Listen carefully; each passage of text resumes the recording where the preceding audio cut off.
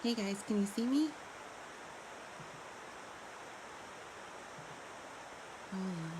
I have no idea what I'm doing, so I apologize in advance. Ah.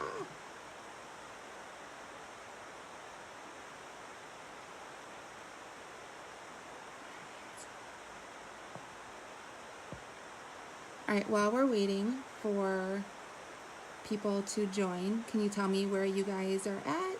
Like what state, city, that kind of thing.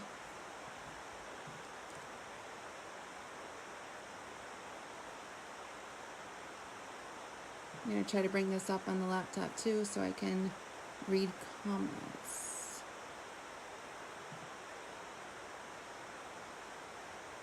All right.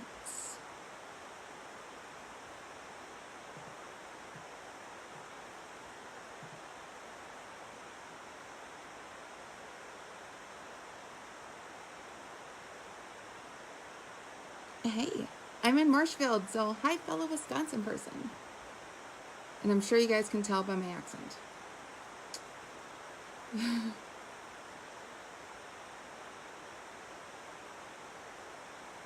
All right. Ohio, California, awesome.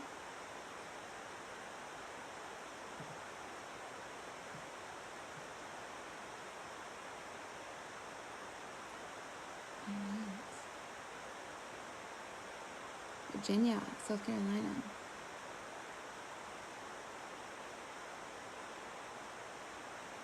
We'll give it just a couple minutes because it's only like 7:31.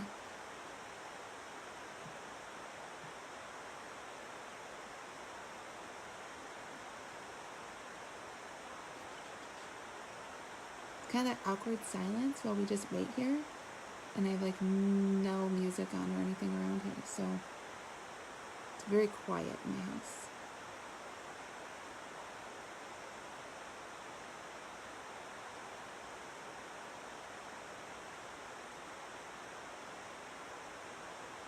All right, I love Chicago.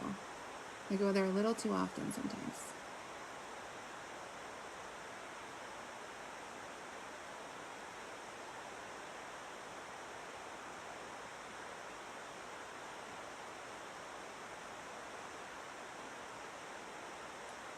All right, well, I guess we'll just start in. Everybody else can kind of watch on the replay. Hopefully I do this right. So I just want to introduce myself. I'm Katrina, and for baking, my Facebook page is Cat's Sweet Escape, and for my influencer, which is my day job, it's Top Notch Material, and on Instagram that would be Top Notch Blog. And I've been blogging for a little over 10 years. I got started by a friend of mine actually owned the blog. It was just a baby new blog, and she really needed help just doing her thing, so I offered to help her. And then when I got really sick in 2014, I decided to take it up a notch and really do it as a business, and it really took off from there. And companies started noticing that we're taking it more seriously, way more business-like, less mommy stuff. So I rebranded from a mommy blog into a lifestyle blog. And from there, companies didn't just send us things for babies and our toddlers.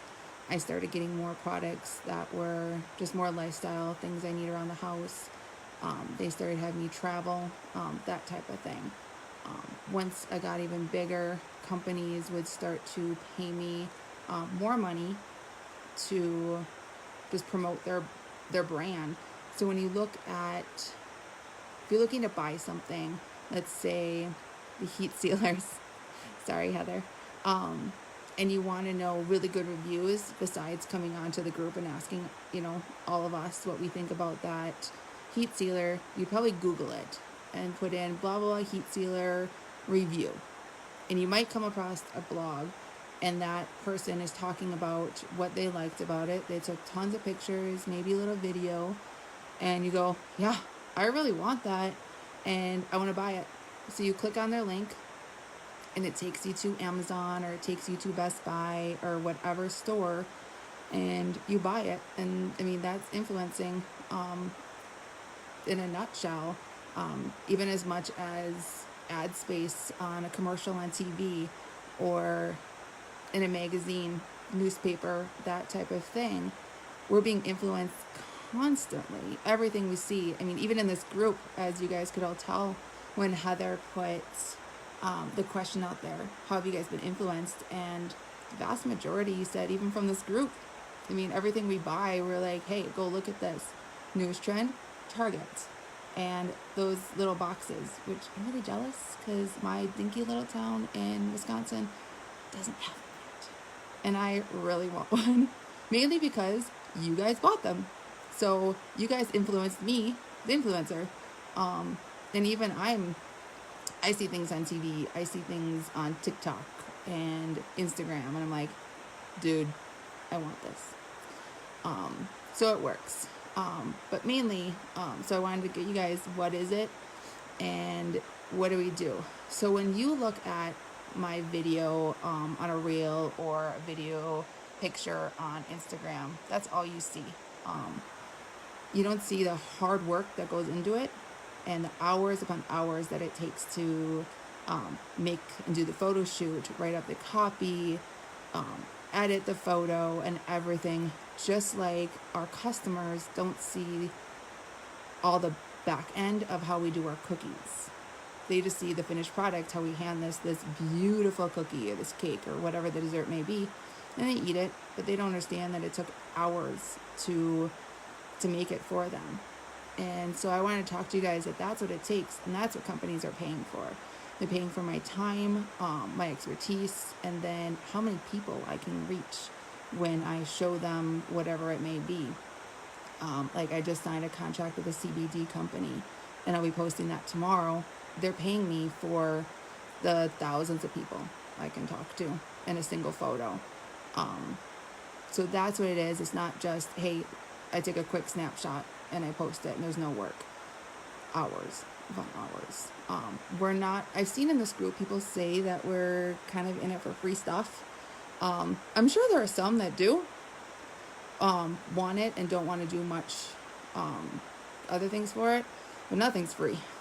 You know, like I said, it takes hours of work on the back end for it.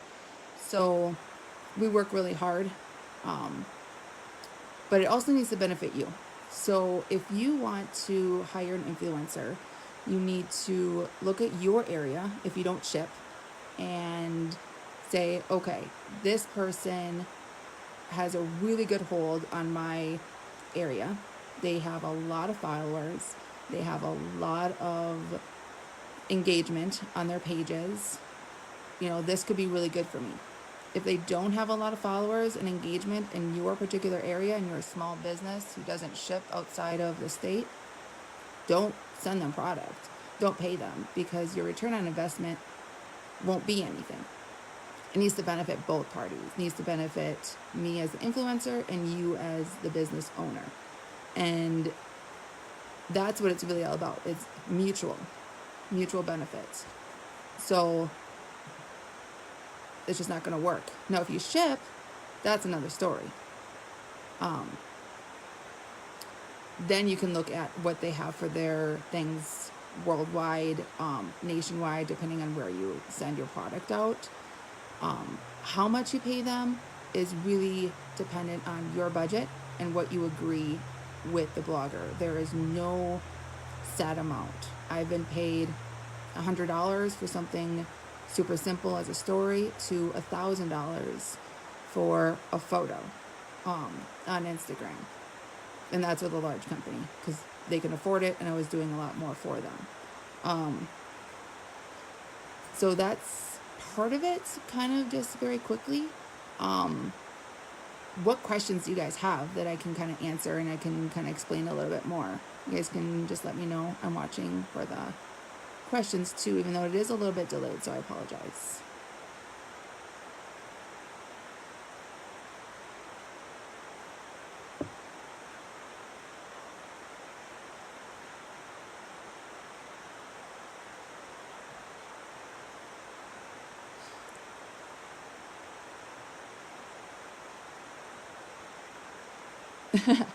Thank you, Marie. I appreciate it. I'm super nervous. I've never done one of these before, so I'm sorry to all of you guys.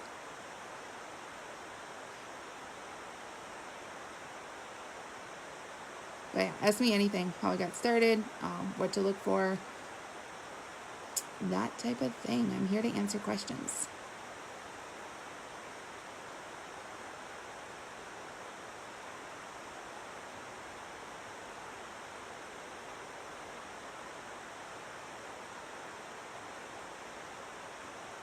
So as some of you are doing that, I will say that I reach out to companies if I really want something, or my kids really want something for Christmas, and I see it. I'll reach out and say, hey, I'm so and so from Top Notch Material, and I'd really love to collab with you about whatever product they may be. This is what I can do for you. Would you be interested? And then if they respond, we talk about what we can do for each other. If they don't, I just take it as a no and I move on. And then, of course, I have companies that reach out to me and say, hey, Katrina, I want you to do this, this, and this. And if I want to, I answer them. Otherwise, I still reply and I decline and say, no, that's not within my brand. I don't think my readers would like that. I'm personally not interested because it doesn't really go in the realm of what I do.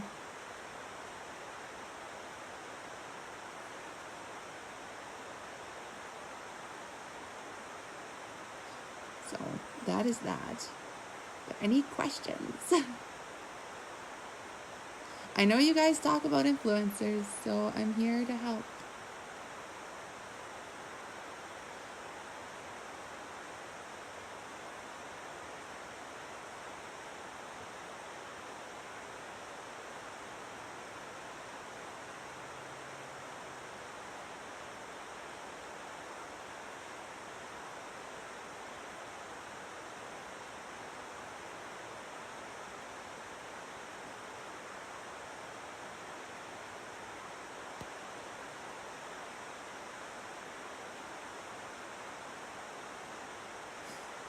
Hi, Stephanie from Massachusetts. You guys have to have some type of questions. I don't want to sit here by myself.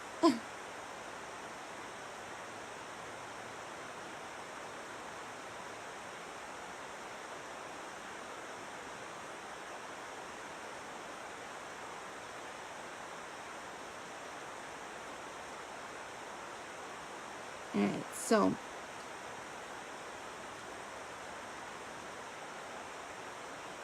so I just joined. Sorry if this is already discussed, but as a baker, if you want a food influencer to share to my page,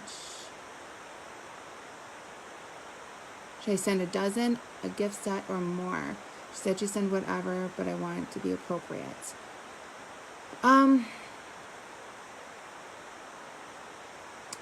Okay, so Joya, is that influencer in your area? Or is she, I'm not sure where you are, so I apologize. So I know Vanessa's from San Antonio. So say that you're from San Antonio as well.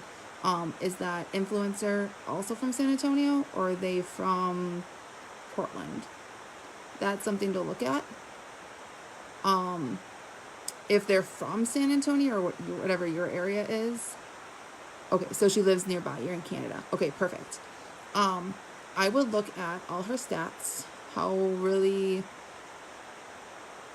much engagement she has, on her page, her Instagram, her Facebook, and then if it's really worth it to you, discuss with her how much you should send, how much of value is. Say a dozen for me starts at $48 for my cookies. So that's how much that value would be, and I'd probably send cookies, and maybe some other treats just to kind of do a variety. You don't want just one thing. And then she can showcase, make sure that she really hits on what you want her to discuss. You can't tell her what to say, but what kind of topics that you want her to discuss for that. And so it benefits both of you. And then discuss your deliverables, i.e. A Facebook post, Instagram post, a story, or if you want a reel. Usually we, charge especially for reels because they take a little bit more time. But just make sure you lay out exactly what you want. Don't leave any gray area. Don't leave it up to her, and also put a timeline on it. That way Exactly. So say 3 weeks from now by X date, I want the post up, and then have her send you the link. So what makes it worth it for you as an influencer to post? Money, items, or both? It depends on the product. Sometimes it's just a service, and that's not, I don't get anything to keep. And I do keep all of the products, except for when I worked with Kia and I got their car. Unfortunately, I had to give that back. I wanted to keep it. I, almost asked them if I could just trade my car for it, but it certainly wasn't a fair trade. Making it worth my time would be what it means to me. Are my kids going to use it? Is it just going to sit around, do nothing? Can I give it away? I give a lot of products away. I donate to children, charities for children with cancer, that type of thing, when my kids can't use it or my husband can't use it. And then, of course, payment. If they're paying enough, I'll be honest, I'm not going to do something for $50 when it takes me hours to do it. Just like you're not going to make a dozen cookies for $20. It's just not worth your time. So it needs to be worth our time, just like it needs to be worth your time.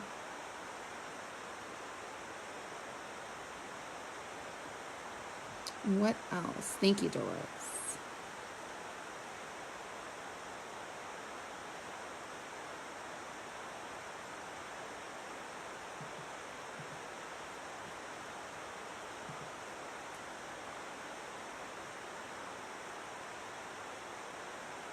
All right, so you're also a hobby baker and would like to broaden your outreach.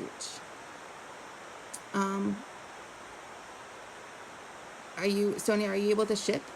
Or are you just your cottage laws that you have to stay within your state? I would say that would be a big thing. If you're not ready to work with an influencer, I would just do some Facebook ads, or maybe even have friends share your posts in their areas as well. That would really help, and that doesn't cost you a dime. There's nothing wrong with that. And I just want to say, working with somebody like me for an influencer is not for everybody. It just won't work, and that's okay. Nothing wrong with that. Every type of marketing is not for every type of business. It is also a tax write-off. So talk to your CPA about what you did, because it would be considered marketing. So you can use that as a deduction. So no shipping. Okay. So you want to make sure you stay within your state if you do work with somebody, so that you're not marketing to somebody in Florida when you live in Nebraska, because those Florida residents aren't going to order from you, so it doesn't pay to do that.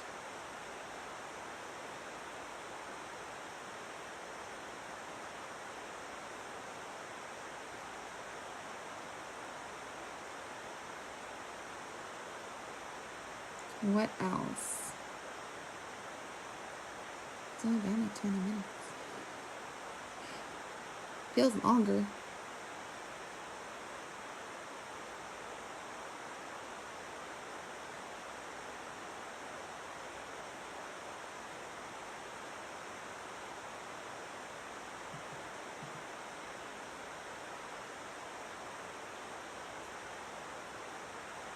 All right, so what else we got?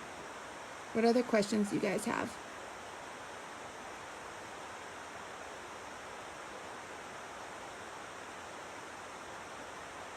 Make sure I touched on everything.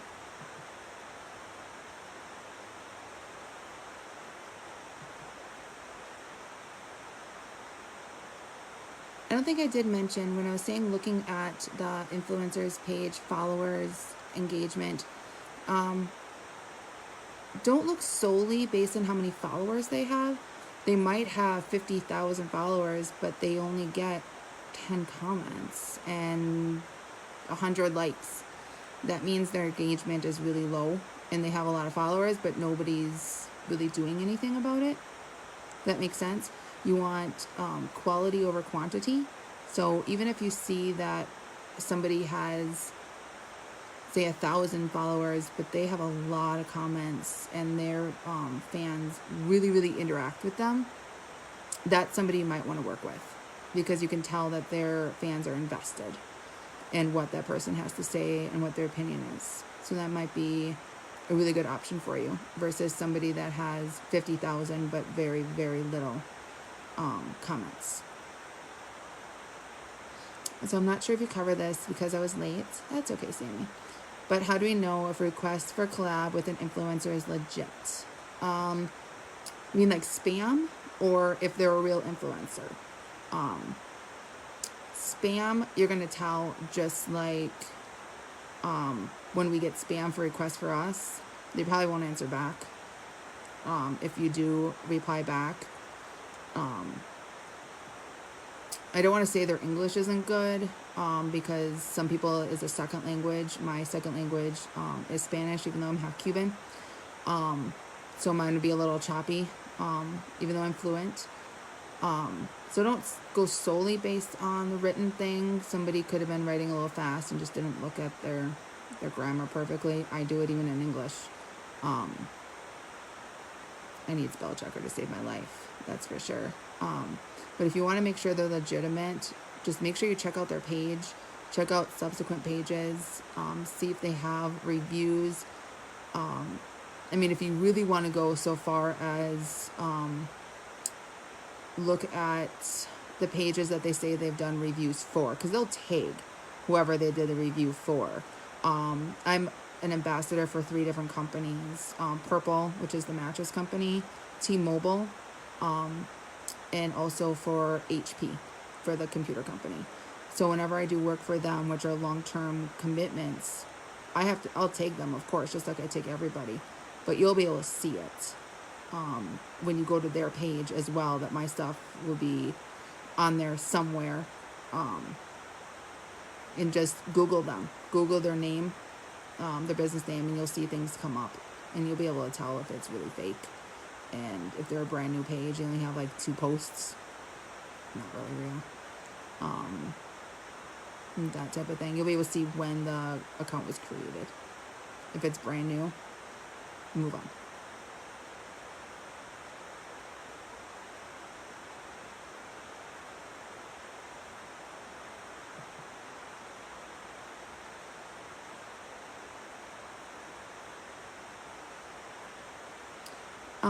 You can ask for insights. Any influencer worth anything is going to be able to produce their insights very quickly. You can ask for an example of a recent post that they made for either Facebook or Instagram, depending on what you want. All they have to do is screenshot it. It's right there for them. And it will say how many comments, which you'll be able to see, how many likes, which you can see as well. But what you can't see that they can is how many they reached and all that, how many clicks something got on, and they just have to go into one button, screenshot it, and they'll be able to send that to you, and you'll be able to see what their latest post or whatever post you choose or they choose, how many people they reached on that. And you want to see a good number. You don't want to see something low. If they got, say, 2,000 likes, typically a reach would be somewhere around 4,000 or 5,000, or sometimes even 10. And that's a good number that you want to see for a smaller, not humongous blog. Now we're not talking 100,000, fans. We're talking somebody around, 10 to 30,000 followers. That will, 8,000 reach for one post is doing pretty good.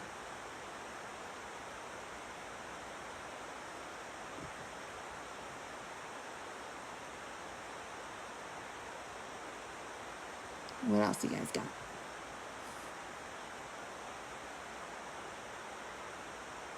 I've been doing this for over 10 years, and now I'm like, my mind is mush on what to say. I've just been doing it for so long.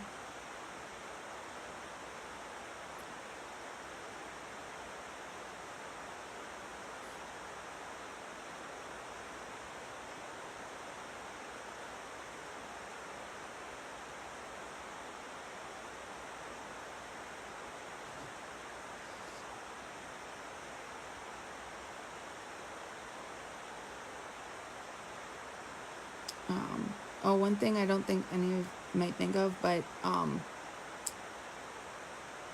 It is not the influencer's responsibility to mail it. I'm sure you guys probably would think that's a no-brainer.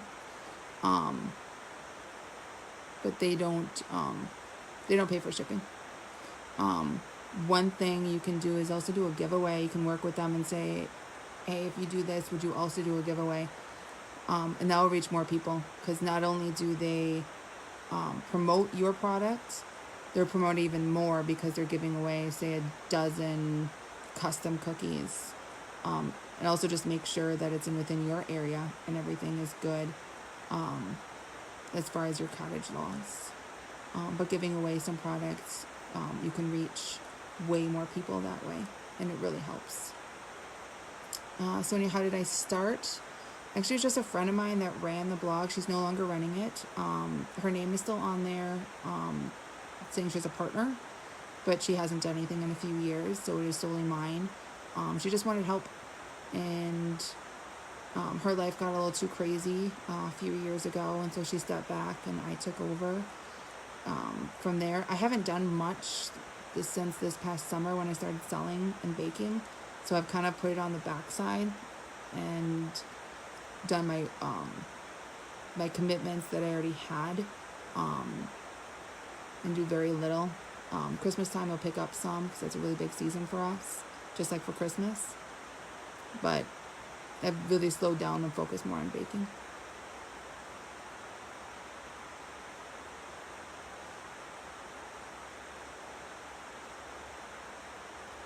Have any of you gotten requests from an influencer? Like a pitch? It could be a bad one. I've seen some really, really bad ones out there too.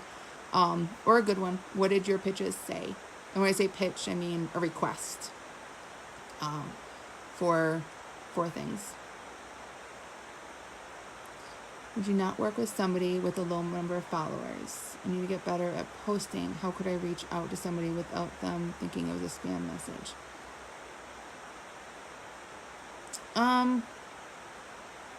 Depends how low. Quantity over quality. Or quality over quantity, I'm sorry. Well, that was opposite of what I wanted to say. So I would look at what their account is and really just base it on that particular blogger, influencer, and what they have to offer. If it's really low, like they're brand new and they have 10 followers, no. I wouldn't. But if they have a decent number and they have a really good engagement, yeah, I would. Knowing that it's my job and I know how hard they work and what they work at, I would still work with them. But also always make sure to have everything you want written down. I have contracts for most of my things that I do with companies, just to make them feel safe and myself feel safe as well. So if you want to reach out to a company and you want to be an influencer, come up with a pitch message. It needs to start with, hey, I'm so-and-so. This is who I am. This is what I'm looking for, and what you can bring to the table that benefits them but still benefits you. Like I said before, it's a give and take. It's a mutual partnership between the two of you. So both of you need to bring something to the table.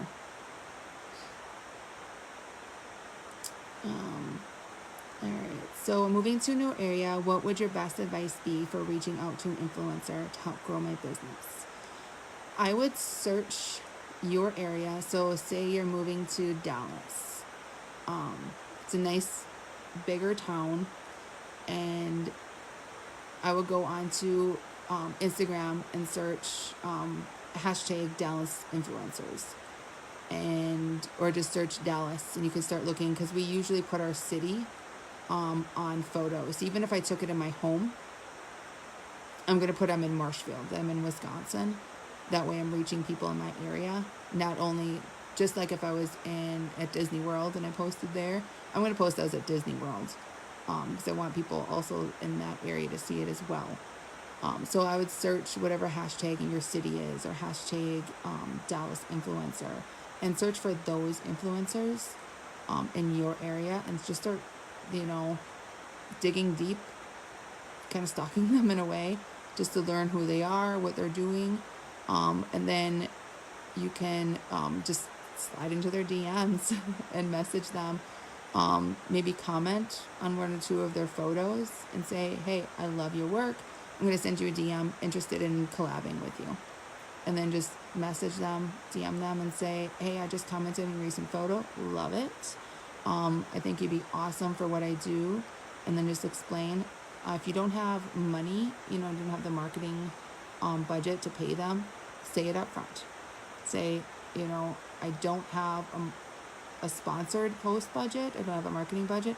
However, I am able to supply you with this.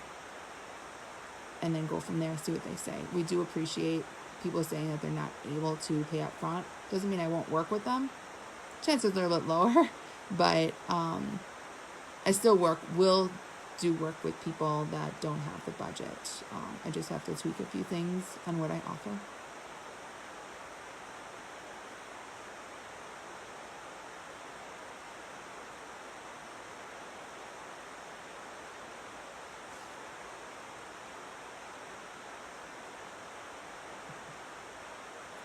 What else?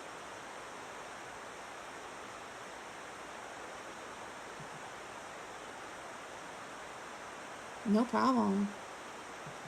If you guys have any questions after this, feel free to DM me. I'm happy to answer any questions. And if you even want to get started as an influencer, I'm happy to answer any questions there and how you can get started on that too. Not just working with somebody that does it, but if you want to get into the business as well, and kind of teach you and just kind of guide you in the right directions.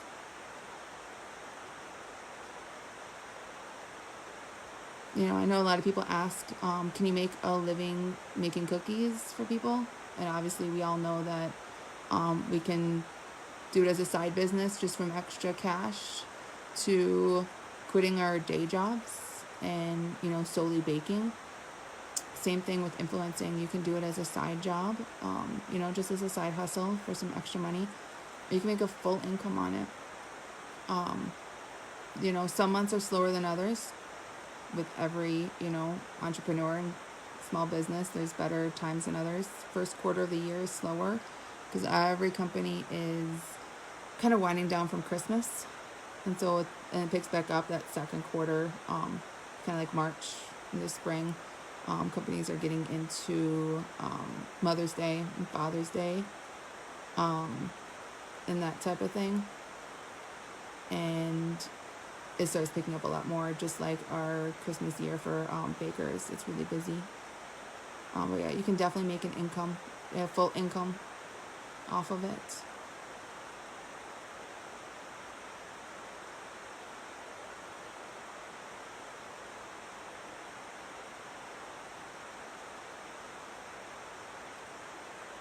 There are a few more questions. Anything else I can answer while I'm trying to think of more things to tell you?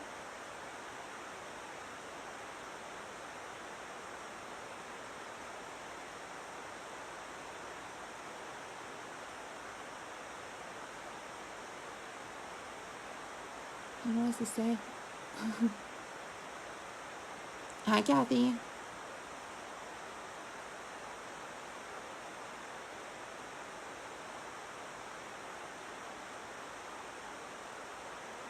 I guess one thing when you're looking at influencers and you look at the profile, if all their shots are just like them selfies, I mean, we all like to take a good selfie. I prefer a filter when I take one. If their entire profile and their feed is selfies, it's probably not going to be a good fit to do all of a sudden throw some cookies or desserts in there. It's not going to fit what they're doing. But if it's them with their kids and they're doing something and they are showing a product and all the other things are products as well, and there's maybe a selfie thrown into there once in a while, then it's more, legit that they're actually, doing something other than using it as a photo op.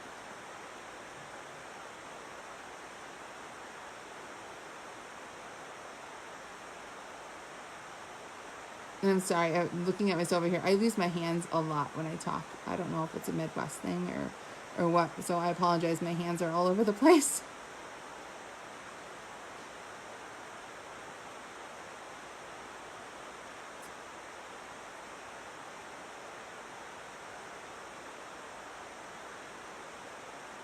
What is the magic number of posts? My daughter is a cookier and I want to help her with social media. I mean, posts as in like what you already have on your feed. I would say post. You don't need to post once a day. That gets really time consuming. I would say maybe every other day to just 3 times a week. You can always move up to every day if there's something really cool going around, especially with Instagram. I'd say just at least once a day. But you do want to at least have a good presence a couple times a week. And to get more people commenting on yours, for her, I would have her go in and start commenting on other people's, liking other people's, profile, follow them, comment on their things, like their posts, just interact. And the likelihood of them interacting with you and her are higher than just sitting there and waiting for people to come to you. Just like any other social media, your friends on your feed, you comment on theirs, they're more likely to go, oh yeah, hey, there's Karen and her daughter. What is she up to? I want to take a look. And they'll go and look at your profile and your feed and your page and interact and everything like that. And put on your personal page too that you're doing something. Don't be afraid to share. Just like the twins say, overshare on your business page and just bombard it with things. Let people know what you're doing. Don't be scared to do that.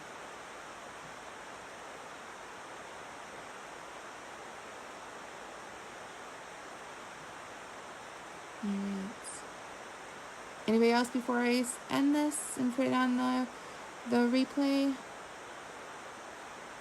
Let's give maybe a minute or two more.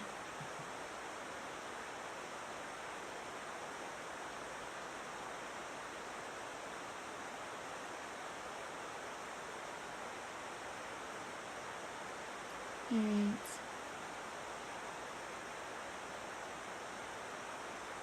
I want to thank you guys for watching and asking questions. And like I said, if you have any other questions afterwards, or you think of something, just comment down here. I'll probably see it, or DM me, and I'll be happy to answer any questions. And I will see you guys in the group. I'm quite active, so I like to comment and share, and I love everything you guys do. You have really helped me a lot, and I've learned a lot from you guys. So I will talk to you later. Bye.